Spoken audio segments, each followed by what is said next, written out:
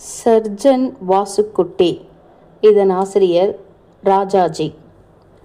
பக்த சிரோமணியாக ஊரில் பெயரெடுத்த கோபாலையருடைய துக்கம் தாங்க முடியாத நிலைமையை அடைந்தது. அதன் காரணம் அவருடைய தெய்வ பக்தியெல்லாம் அடங்காத கோபமாக மாறிவிட்டது. வீட்டிலிருந்த சாமி படங்கள் அத்தனையும் கண்ணாடி சட்டங்களுடன் சுக்கு நூறாய் வீதியில் குப்பையில் தூக்கி போட்டார். வேண்டாம் வேண்டாம், மகாபாவம் என்று மனைவி கதறினாள். தெய்வமும் இல்லை, ஒன்றும் இல்லை என்று மனைவியை அதட்டி பூஜைக்கு வைத்திருந்த சால கிராமத்தை கிணற்றில் போட்டார். துக்கம் துன்மத்தமாயிற்று. வெகு நாட்கள் வரையிலையும் பைத்தியமாக நடந்து கொண்டார். இந்த கதையை முதல்ல இருந்து சொல்கிறேன். ஆஸ்திக நாஸ்திக வாதங்கள் மிக பழைய சமாச்சாரம். அந்த சர்ச்சைக்கு முடிவே இல்லை. இரு தரப்பிலும் உண்மையை கண்டவர்கள் இல்லவே இல்லை. உண்மையை காணாதவர்கள் இடும் வாதத்துக்கு முடிவேது.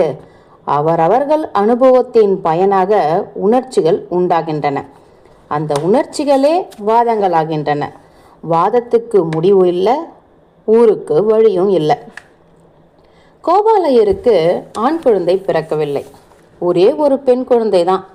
மங்களம் என்று அதற்கு பெயரிட்டு மிகவும் பிரியமாக தகப்பனாரும் தாயாரும் வளர்த்தார்கள். 16 வயதாயிற்று. மங்களம், எனக்கு அந்த சாமிநாதனை கொஞ்சமும் பிடிக்கவில்லை. ஏதோ இன்ஜினியர் படித்து பாஸ் செய்திருக்கிறான் என்று உன் அப்பா அவனை விரும்புகிறார். கண்டங்கரேர் என்று ஒரு மாப்பிள்ளையை பிடித்தார் உன் அப்பா.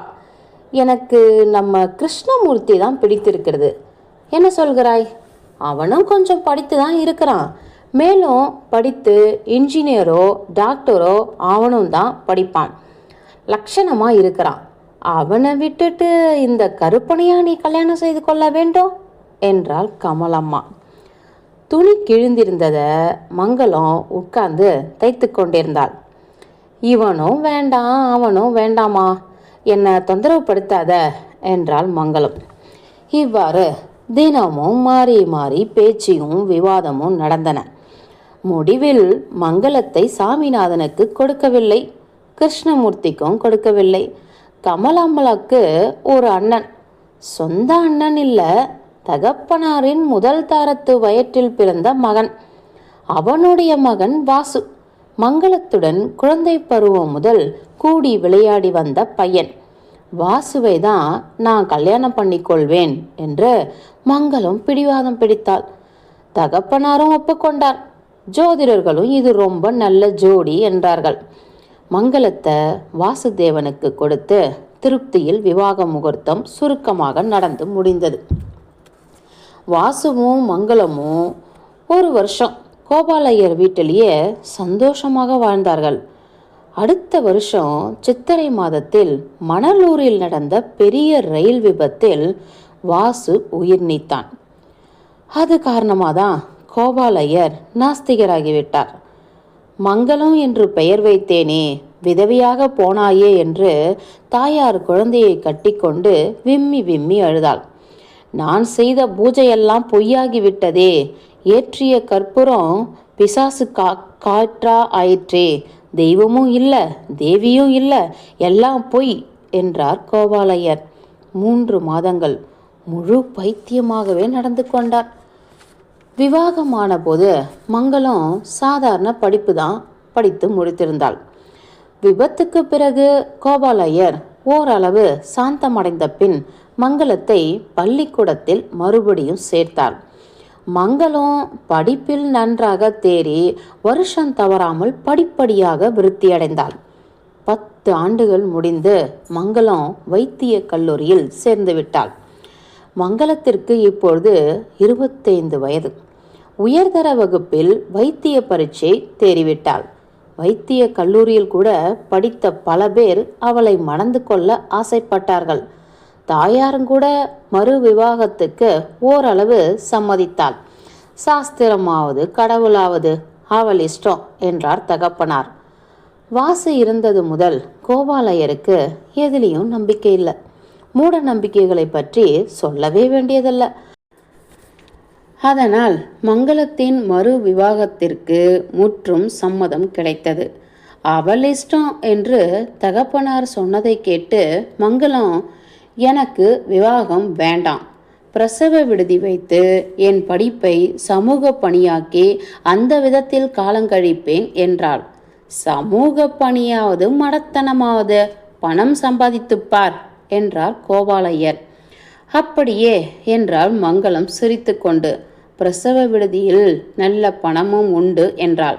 தகப்பனாரும் இதற்கு ஒப்புக்கொண்டு வேண்டிய செலவுக்கெல்லாம் தாராளமாக பணம் தந்தார்.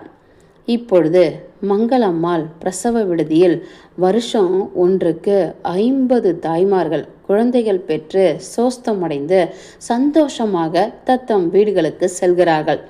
வியாதியஸ்தர்கள் விடுதியில் 30 பேர் வரையில் எப்பொழுதும் இருந்து வந்தார்கள்.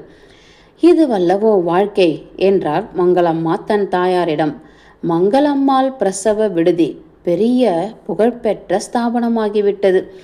விடுதியில் பிறந்த ஒவ்வொரு குழந்தையும் மங்களம் தன் தாயார் கமலம்மாவிடம் காட்டி சந்தோஷப்படுவாள். வருமானமும் எதிர்பார்த்ததற்கு மேலாகவே வர ஆரம்பித்தது. நான் விதவையானேன் என்று பகவான் பேரில் கோபம் கொள்ள வேண்டாம்.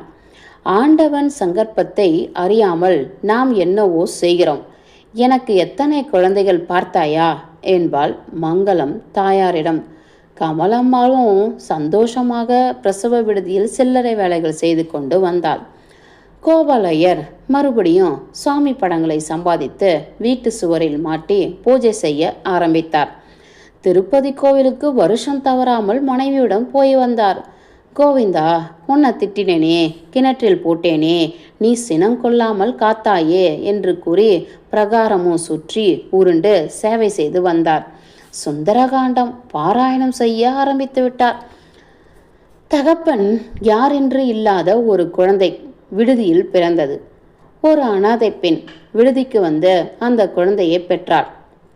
இந்த குழந்தை நீ எடுத்து வளர்த்துக்கொள் டாக்டர் அம்மா என்று அந்த அனாதை பெண் கூறினாள். நான் 3 குழந்தைகளை கொன்ற பாவி, அந்த பாவம் தீரும் அம்மா, நீ இதை வளர்த்தாயானால் என்று அந்த அனாதை கெஞ்சி கேட்டுக்கொண்டாள். குழந்தை அழகாக இருந்தது. மங்களத்தின் முகத்தை நோக்கி சிரித்தது. என்ன சொல்கிறாய் அம்மா என்று மங்களம் தன் தாயாரிடம் கேட்டாள். என்ன ஜாதியோ என்ன குலமோ ஒன்றும் தெரியாமல் இதை எப்படி எடுத்துக்கொள்வது என்றாள். அப்பொழுதுதான் கோபாலையர் திருப்பதியிலிருந்து திரும்பி வந்தவர், ஜாதியாவது குலமாவது கோவிந்தனுக்கு ஒரே குலம் என்று அவன் எனக்கு பிரசன்னமாகி உனக்கு ஒரு பேரனை கொடுக்கிறேன், வைத்து வளர்த்துக்கொள் என்றான். அவன்தான் இவன்.